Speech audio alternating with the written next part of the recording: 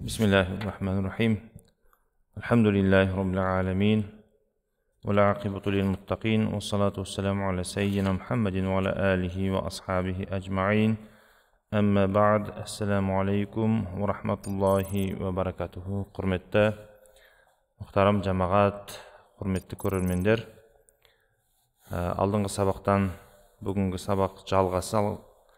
Алдыңғы сабақта нәпсінің адамның жүрегіндегі дерттерді талқылап бастағанбыз. Бүгінгі тақырыбымыз нәпсінің дерті болмаса нәпсінің көзге көрінбейтін азығы десек те болады. Ол ашу. Неге нәпсінің көзге көрінбейтін азығы деп отырмыз? Яғни адамның екі түрлі денесі бар. Біреуі мына көзге көрініп тұрған тәніміз болса, екіншісі көзге көрінбейтін жанымыз. Яғни тәнді қалай азықтандыратын болсақ, жанымызды да сондай азықтандыру керек. Оны да қуаттандырып отыру керек, оны да күшейтіп отыру керек. Мәселен, тәнімізді күшейтпесек, тәнімізге азық, витаминдер былай айтқанда дұрыс берілмесе, әр түрлі ауруларға тез душар болады. Ал дәл сол сияқты жанның да азығы берілу керек. Ал тән деп отырғанымыз көзге көрінетін дене, оның ішінде нәпсі деген нәрсе бар. Ол да азық алады. Ол неден азық алады? Оның көзге көрінетін тамағы бар. Ол ішіп, жеу, әртүрлі денемен, тәнмен қолданатын істер. Нәпсіні тамақтандыру. Енді көзге көрінбейтін тамағы бар, ол қызғаныш, ашу, кек, өсек, осы сияқты сараңдық, былай айтқанда жалпы нәпсіге қатысты риякерлік, мысалы, құлшылықты көзге көрсетіп біреуге мақтаныш үшін орындау, ол да нәпсіні тамақтандырады. Яғни нәпсі күшейеді. Ал енді керісінше осы жаман мінез құлықтарды, жаман дерттерді, рухани жүректегі керісінше онымен күресу арқылы, қарама қарсы оған жұмыс жасап, өзіңді тәрбиелеу арқылы жаның азық алады, рухани азық алады. Яғни жанның азығы, былай түсінсек болады, жанның азығын беру арқылы нәпсіні тежейміз, нәпсіні тәрбиелейміз. Міне, жалпы ашу тілдік мағынасы араб тілінде әл-ғалабу, яғни ашулану деген мағынаны білдіреді. Ал оның қарама қарсы ар-ридо, разылық сөзінің антонимі болып есептеледі. Яғни ашулану деген разы болуға қарама қарсы. Яғни разы болған адам ол ашуланбайды, ашуға бой алдырмайды. Өзін сабыр сақтауға, барынша өзін ұстауға әрекет жасайды. Енді ашудың қандай зияндары бар? Ашу адамның өзгелердің алдында қадірін түсіреді. Зияндар, өзінде бар нығметтен айырылуына, үлкен өкінішке қалуына себепші ететін жүрек дерті. Құдайдың беріп тұрған, саған алдыңа келіп тұрған несібеңе, саған келіп тұрған нәпақаңа, былай айтқанда, бір сәл сабыр етсең, ар жағы бір сондай бір кеңдік, ар жағы бір береке болатын жерде шайтан сол жұмыс жасап, адамды ашуландырып, шиеленістіріп, бар Құдайдың беріп тұрған нығметінен қағылады. Яғни зиян. Ашуға бойылдырған адам өзіне игере алмайтындықтан шайтанның айтқанына еріп, айдағанына көнетін ермегін айналады дейді. Қараңыздар. Яғни шайтан былай айтқанда сізді ашуландырып қойып, өзінің білген пландарын жүзеге асырып жатыр. Қоғамдағы көптеген қылмыстардың болуына, отбасылардың ажырасуына, жақын адамдардың бір-бірінен араздасып, жан жаққа қырық пышақ болып бөлініп кетіп жатуының себебі осы ашуды ұстамағанның кесірінен болып жатады. Оны білесіздер. Жақында 16 жасар баланы жабылып пышақтап кетті. Мысалға, неден болды? Сол бір сөз бір-бірін айтқанына қарсы келді, болмаса сөзін көтере алмады, кесірінен ашуланды, ашудың кесірінен қыршыннан қиылып жас бала опат болды. Яғни осындай өкініш, өлімнен қиын болатын өкініш, қанша өкінгенмен қайтып келмейтін осындай бір қасіреттерге душар қылатын осы жаман дерттердің бірі осы ашу. Оны Абу Хурайра радиаллаху тағала анхудан жеткен мына бір хадисте пайғамбарымыз саллаллаху алейхи вассалам былай дейді: инна раджулан қала лин-наби саллаллаху алейхи вассалам, шындықта бір ер адам пайғамбарымызға саллаллаху алейхи вассалам айтты дейді. Қала аусини, яғни маған бір өсиет айт деп айтты пайғамбарымызға. Пайғамбарымыз айтады: қала ла тағлаб, ашуланба деп айтты дейді. Фараддада мираран, яғни қайтадан сұрады дейді, қайталап сұрағын қойды дейді. Сонда пайғамбарымыз айтты дейді: ла тағлаб, ашуланба деп айтты дейді. Яғни пайғамбарымыз бір өсиет айт, не істейін деп пайғамбарымыздан сұрап келгенде бірнеше сұрақ қойса бір жауап береді, ашуланба дейді. Яғни бұл нәрсенің соңында үлкен қасірет, қайғы бар екенін пайғамбарымыз осы жерде айтып тұрды. Басқа нәрсе айту керек еді, мүмкін басқа бір өсиет. Ашуланба деп тұрғаны адамның мінез құлқында ашу деген нәрсе өте зияны, жаңағындай ошан теңіз, зияны қайтып келместей үлкен қасіреттерге душар қылатын пайғамбарымыз өзі меңзеп айтып тұрғандай.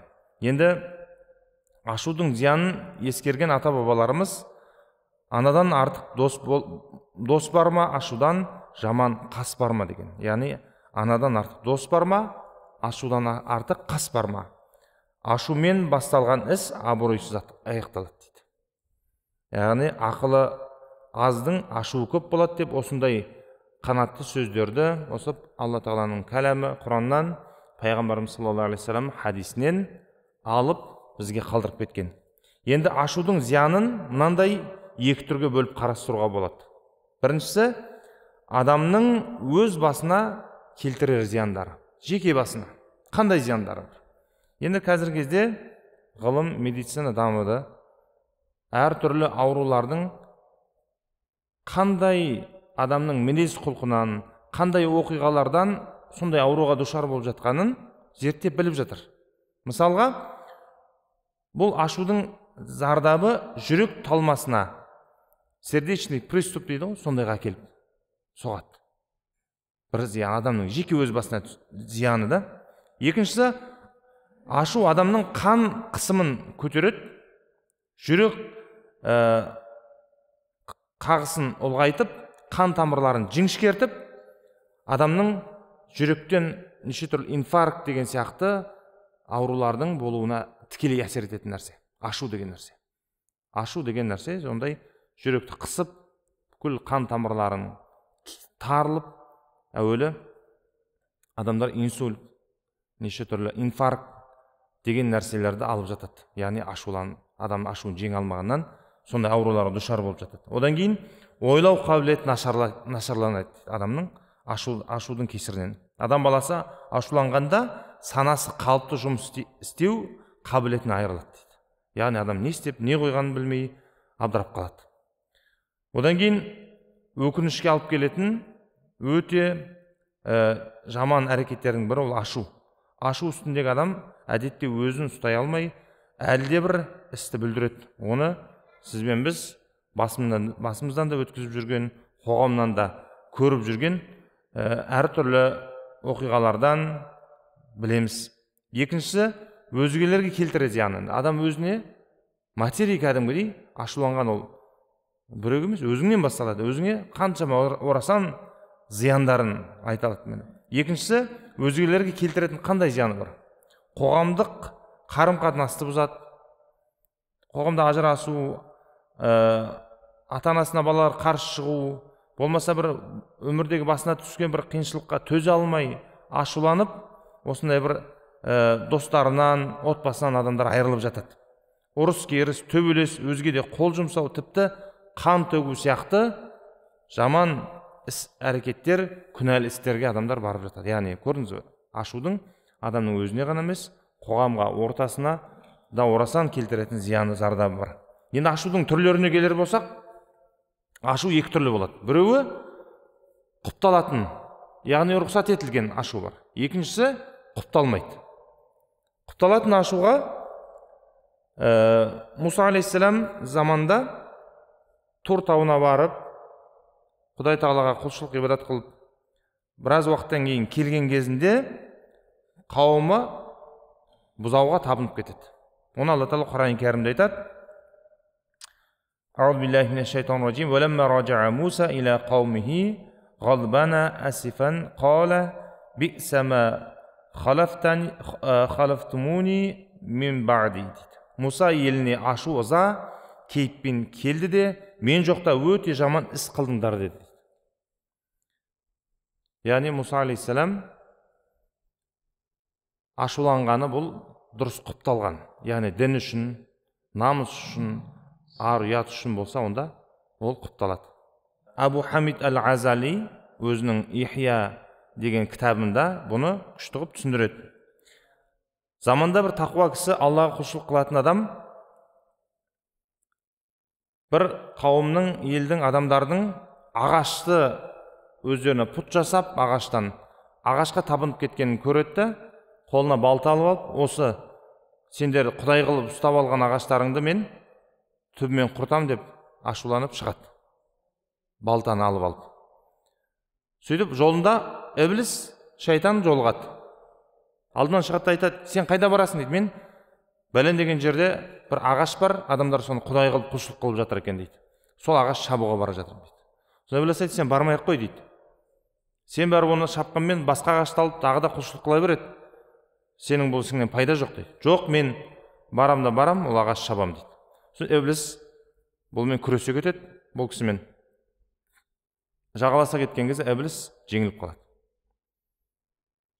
Иблис жеңілгеннен кейін, амалы құрғаннан кейін айтады: мен саған бір ұсынысым бар дейді.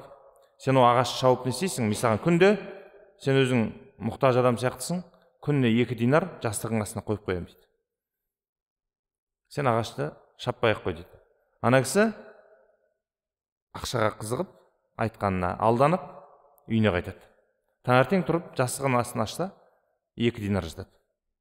Бірінші күні алып, керегіне жаратып алып, екінші күн дәл сондай жаңағы жастығын ашып қаларса, ақша жоқ.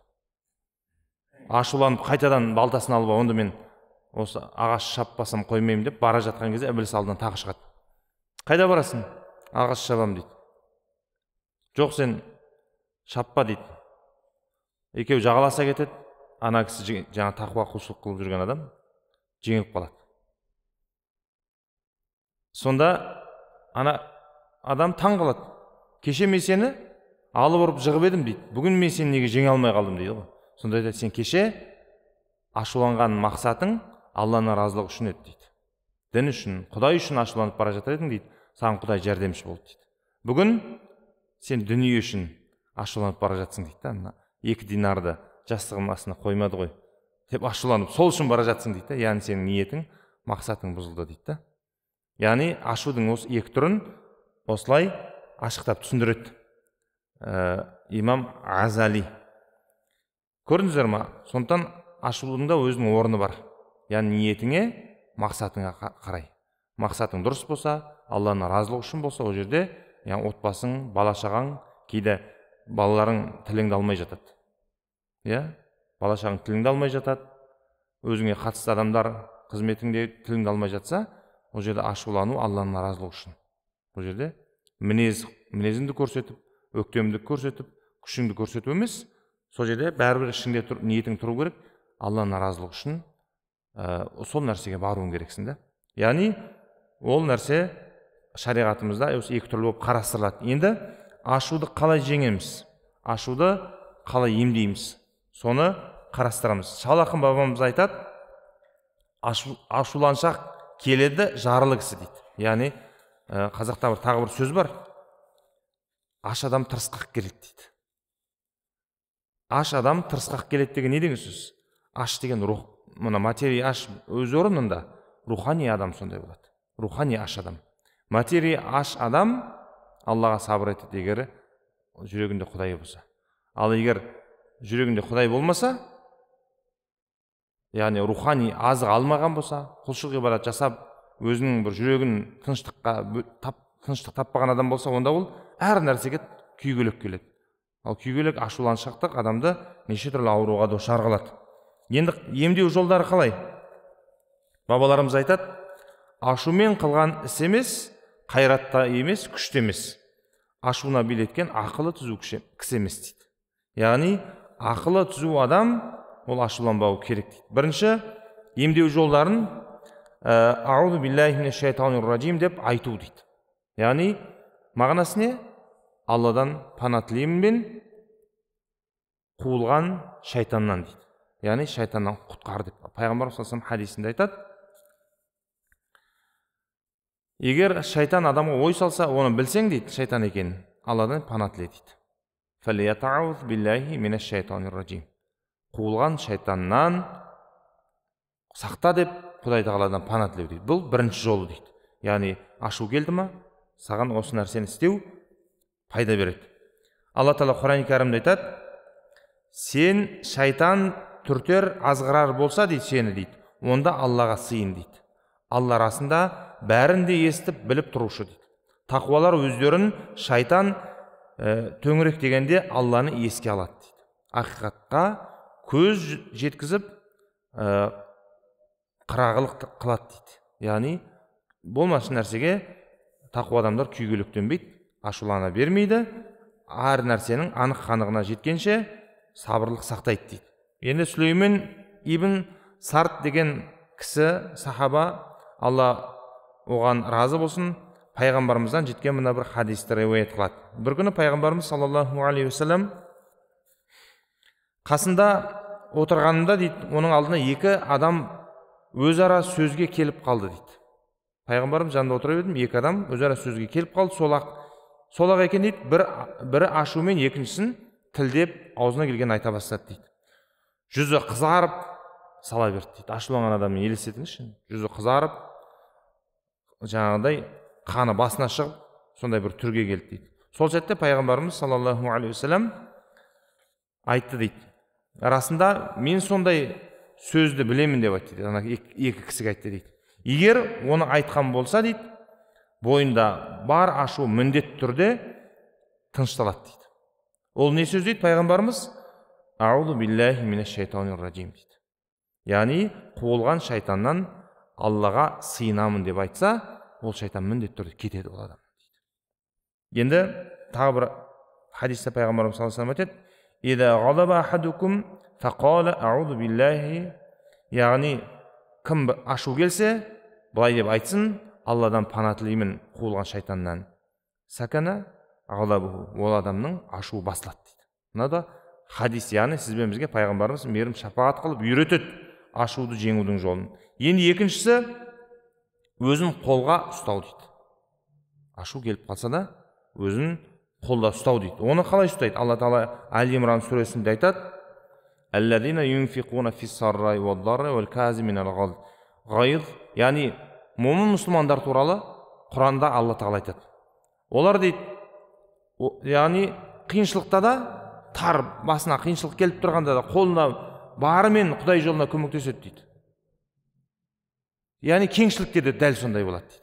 Яғни кеңшіліктерде көмектесіп жүрген адам Құдай жолына яғни садақа қылып көмектесіп жүрген адам таршылықта да одан қолы үзбейді дейді. Яғни ашуын жұтқан адам дейді. Яғни ашуын жұтқан адамды Алла Тағала өзі Құранда момын адам деп сипаттап келтіреді. Яғни өзін ұстаған адам дейді. Бұл ашуды жұтушылар деп Құдай Тағала мақтайды. Алла Тағала тақуа құлдарын ашуланбайтындар деп сипаттаған дейді Құранда. Себебі тақуа адамның бойында да ашу болады. Ол ашу мінезден. Мінезде бәрінде болу керек. Мінезсіз адам дұрыс болмайды негізі. Мінезі бар адам, соны дұрыс бағытқа жұмсай алған адам, бұл шын мұсылман сол адам болады. Ал мінезсіз айтқанына көніп, айдағанына жүріп кете беретін адамдар ол дұрыс болып есептелмейді шариғатымызда. Яғни ол тұрақтылық мінез ер адамға тән нәрсе. Енді ардақты пайғамбарымыз саллаллаху алейхи вассалам хадисінде, ашуланба делінген хадисінде ғалымдар ашу келгенде оның зиянды әсерінен өзіңді ұста деп түсіндірген дейді. Яғни ашуланба дегені оның екі түрлі қарастырған дейді. Оны зиянды тұсын, сені күнә қылмысқа итеретін тұсынан өзіңді ұста деп түсіндірген дейді. Енді ашуын ұстай білуіне қарай адамдарды төрт түрге бөледі дейді. Біріншісі, жылдам ашуланып, жылдам басылатындар дейді. Қазақ атамыз айтады ғой, жақсы адамның ашуы шай оралма кепкенше, жаман адамның ашуы көрге басы жеткенше дейді. Ол адам, жаман адам дейді, ол ашуланып, өле-өлгенше соны жаңағы ойында ұстап, ренжіп өтеді. А жақсы адамдар қазір ашуланды, бірақ артынан достасып кете береді. Бұл біріншісі дейді. Екіншісі, баяу ашуланады дейді. Бірден ол адамды ашуландыра алмайсың дейді. Ашулануы жай болады дейді, бірақ баяу басылатын адамдар дейді. Ол да жақсы емес. Үшіншісі, жылдам ашуланып, баяу басылатындар дейді. Тез ашуланып кетеді, бірақ тағы да баяу басылуы қиын адамдар. Төртіншісі, баяу ашуланады дейді, бірақ жылдам басылатын адамдар дейді. Алғашқы үшеуі шариғатымыз құптамайды дейді. Соңғысы дейді, шын мұсылманның сипаты сондай болады дейді. Ол мінезі бар, ашуланады, бірақ жай ашуланады, бірден ол адам ашулаға беріліп кетпейді, ақылға салады, одан кейін басылуы да тез болады дейді. Енді үшіншісі, үндемеу дейді. Яғни біз ашуды жеңудің жолдарын үйреніп жатырмыз. Яғни үндемеу. Ашуың келсе, қолың тарт, айтпас жерде тілің тарт дейді. Ашуың келсе, қолыңды бірден жұмсауға, төбелесе кетуге, бір жаға жыртса кетуге асықпа дейді. Ал тіліңді де солай бір нәрсені ләп еткізіп айта салудан, бірден тілден шығарып сөйлей салудан, одан да өзіңді ұста деп бабаларымыз үйретеді.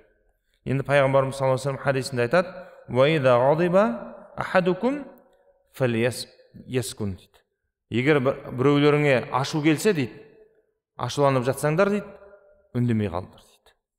Тіліңді тый дейді. Яғни 10 күнәнің 9-ы тілден дейді. Ғалымдар айтады. 10 күнәнің 9-ы тілден. Тау мен тасты жел бұзады, адамзатты сөз бұзады дейді. Яғни ашумен қылған іс емес, мақтанды емес, күшті емес, ашуына билеткен ақылы түзу кісі емес дейді жаңа бабаларымыз. Енді төртіншісі, қал жағдайды өзгерту дейді. Яғни ашуыңды қайтып сен ашуланып тұрып, мінезіңді өзгертесің.